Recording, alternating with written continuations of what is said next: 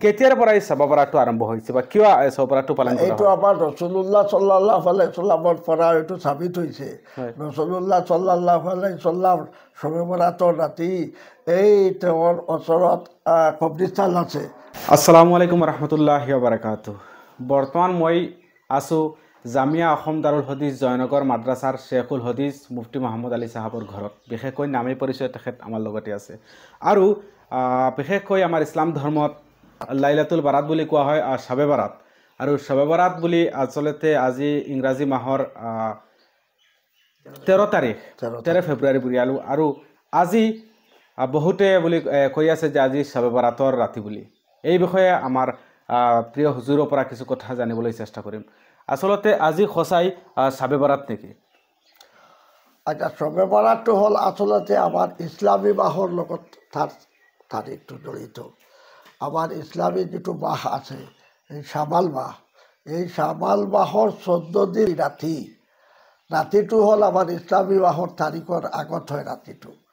গতিকে 14 তাৰিখ শাবালৰ 14 তাৰিখ ৰাতি এই শবে বাৰাত হয়। গতিকে এই শবে বাৰাতটো ইংৰাজী মাহৰ লগত মিলাই লওক। এই বছৰ ইংৰাজী মাহ ফেব্ৰুৱাৰী আৰু আমাৰ গতিকে আজি হ'ব। কোনোবাই যদি আগৰ দিনৰ পৰা ইবাদত কৰি লয় ভাল, এইটো কোনো বেয়া নহয়, কিন্তু জৰুৰী নহয় যে একেবাৰে এই ৰাতি কৰিব লাগে, তেনেকুৱা নহয়।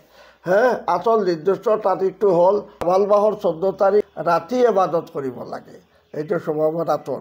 কিন্তু এই যে ইবাদত কৰা কিছুমান মানুহে একেবাৰে এইটো জৰুৰী বুলি কৰে যে আমি আগৰবাতি বেছি জ্বলাব লাগে, পঠাব লাগে, এইবিলাক আমাৰ শৰীয়তত নাই, আমাৰ ইছলাম ধৰ্মত নাই। ৰোজা ৰাখিব পাৰে, কিন্তু এটা ৰোজা নেৰাখি লগতে হয়তো 14 তাৰিখ শাবালৰ 14 তাৰিখ 15 তাৰিখ কিবা শাবালৰ 15 আৰু 16 তাৰিখ দুটা ৰোজা ৰখা ভাল। এটা ৰাখিলেও হ'ব, কিন্তু দুটা ৰখা ভাল। আৰু এই ৰাতি আমি কি কৰিব লাগিব? বেছি ইবাদত কৰিব লাগে, আল্লাহ তবাৰক তাআলাৰ কোৰাণখন পঢ়িব লাগে, আমি নমাজ নফল 2 ৰাকাতকৈ পঢ়িব লাগে, তসবিহ তাহলিল কৰিব লাগে, ইস্তেগফাৰ কৰিব লাগে, আমাৰ মুৰ্দাসকলৰ কাৰণে কবৰ জিয়াৰতো কৰিব লাগে আৰু তেওঁলোকৰ কাৰণে দোৱা মাগফিৰত কৰিব লাগে। আমাৰ বেমাৰীসকল আছে, সেই বেমাৰীসকলৰ কাৰণে আৰোগ্য হোৱাৰ কাৰণে দোৱা কৰিব লাগে। আৰু আমাৰ মাজত আমি হিন্দু মুছলমান মিলি দেশত আছোঁ, আমি সকলোৱে যাতে শান্তি হিচাপে থাকিব পাৰোঁ, মিলা প্ৰীতিয়ে থাকিব পাৰোঁ, সেই বিষয়ে দোৱা কৰিব লাগে। আচলতে তাৰিখটো জানিব লাগে। আৰু চমুকৈ আচলতে আমাৰ যিহেতু শবে বাৰাতটো আমি পালন কৰোঁ, আমি ইছলাম ধৰ্মৰ মানুহ, কেতিয়াৰ পৰা এই শবে বাৰাতটো আৰম্ভ হৈছে বা কিয় শবে বাৰাতটো পালন কৰা হয়? এইটো আমাৰ ৰসুল্লাহ সাল্লাল্লাহু আলাইহি সাল্লামৰ পৰা এইটো সাবিত হৈছে। ৰসুল্লাহ সাল্লাল্লাহু আলাইহি সাল্লাম শবে বাৰাতৰ ৰাতি এই তেওঁৰ ওচৰত কবৰস্থান আছে, মদিনাৰ কবৰস্থান, তাত উঠি গৈছে হযৰতে আয়েশা সিদ্দিকা ৰাদিয়াল্লাহু ঘৰৰ পৰা। আৰু পাছত আহিলে আয়েশাও দৌৰি ঘৰত সোমাল। ৰসুল্লাহ ক'লে, মই বুজি পাইছোঁ আয়েশা, তুমি বুজি পোৱা নাইনি, আজি শবে বাৰাতৰ ৰাতি।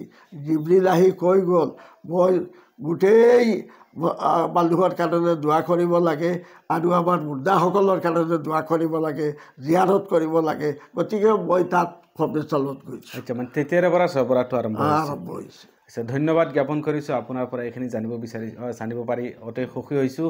আৰু যিসকল দৰ্শক আছে এইটো কিন্তু ক'ব নালাগে যে শবে বাৰাতৰ ৰাতি হওক আৰু শবে কদৰৰ ৰাতি হওক আমি সকলো গাঁৱৰ মানুহ গৈ মছজিদত যে একত্ৰিত হৈ ইবাদত কৰিব লাগে, এইটো আমাৰ ইছলামত নাই।